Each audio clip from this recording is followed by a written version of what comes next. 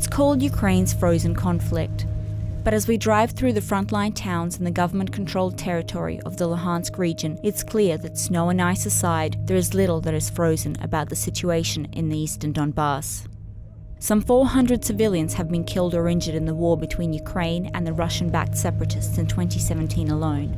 And around 3 million people are in need of humanitarian assistance as aid agencies themselves struggle with funding. Hromadske travelled with the International Committee of the Red Cross to examine the humanitarian situation in the Luhansk region, where foreign aid is helping bring a semblance of normalcy back to people's lives. For Natalia Simonenko and her family, that aid was critical. Assistance from the International Committee of the Red Cross allowed them to return home. The family fled when the conflict reached Stanitsa Luhansk in 2014 and decided to wait out the heavy fighting in Russia. A year later, they were about to board the train home when they received a call from their neighbours with the news. Their house had been destroyed by fire from the shelling. We saw what currently outside and here rubbish. Everything was in ruins, everything had burned down. Last year, the International Committee of the Red Cross built a brand new house for the Simonenko family and helped them purchase new furniture as part of their reconstruction program. And despite the occasional sound of gunfire, Natalia is happy to be home. I'm home. At home, even the walls help. It's good to be home.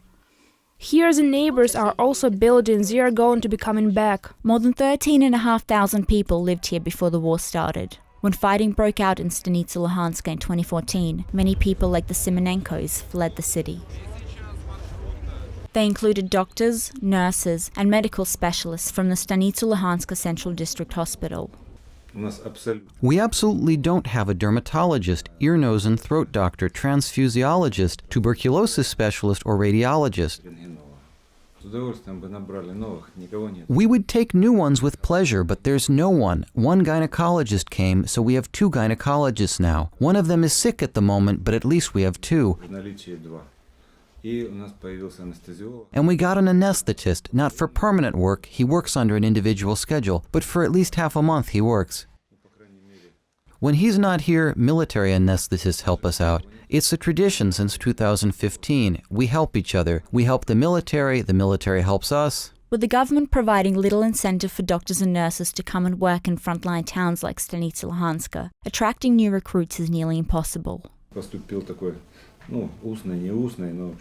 Officially or unofficially, there's a ban on paying more than time and a half. How can we attract employees with higher salaries? Everyone knows that Stanitsa is where the war is, and no one is coming here.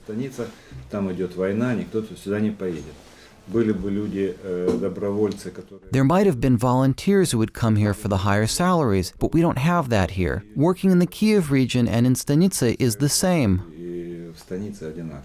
Globally, for many people, the situation is becoming more difficult because, the conflict has been ongoing for more than 3 years. Now we are in the 4th year, and many are arriving, I would say, to the limit of the capacity to cope with it. So there were some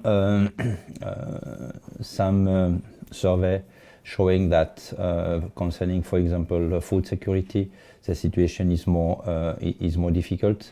On our side, I would say that we concentrated for the last 4 years in areas near the contact line, where yes, there are still a lot of needs. But despite the overwhelming needs of frontline towns, Ukraine is only getting a fraction of the attention and funding it requires, as emergencies like the European migration crisis and the war in Yemen present new challenges for aid groups and overshadow Donbas in the headlines. According to the UN Office for the Coordination of Humanitarian Aid in Ukraine, their 2017 humanitarian response plan received only 34% of the funding it needed. And the UN World Food Programme plans to stop food aid to eastern Ukraine at the end of the month as a result of insufficient funding. Even the Red Cross is struggling to cover its budget in Ukraine.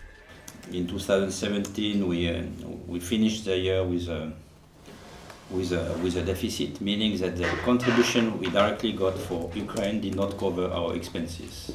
And we took from one what we call earmark funding, which is a bit a paradox, because usually, I mean, it's through major operations that you attract your funding. So it's difficult to explain why there is this reduction of contribution for Ukraine.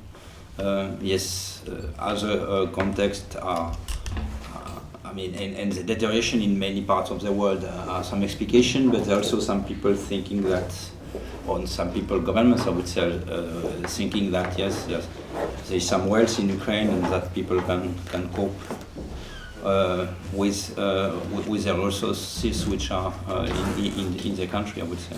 For the Red Cross, Ukraine sits in its top 10 missions across the world. The agency has set aside 65 million Swiss francs, or $69 million, for 2018, an increase of 10% compared to last year.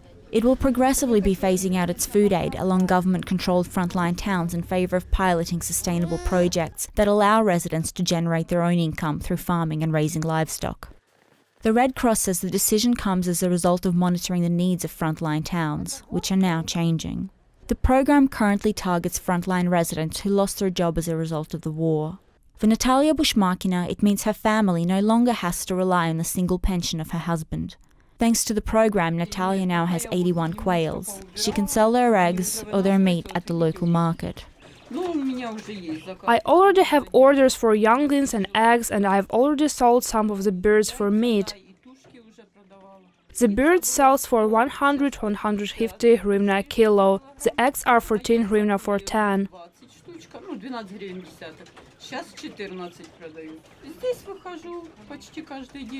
I just come out here nearly every day to the market here. We have constant buyers. Before the war, Natalia worked in a local produce shop near her home in Novatoshkivsk, a village in eastern Ukrainian district of Popasna. After the shooting started, the shop closed down, and then Natalia and her family left themselves. They returned over a year later, but the job prospects in Novatoshkivsk were few. Yes, two families living in one pension. We also have a daughter and a granddaughter. Having our own eggs and meat already makes it easier, and having a little money from sales is good. For now, business is good, but fighting can still be heard regularly, and with a lack of jobs and people in the town, the family is uncertain about what the future holds. A future, as you know, is only realistic when there are children, when there are young people. The future is a continuation of something. But when there are funerals every day and the people are leaving the village, that's bad. We want to hope. Our school here is getting some beautiful renovations, and we do have hope.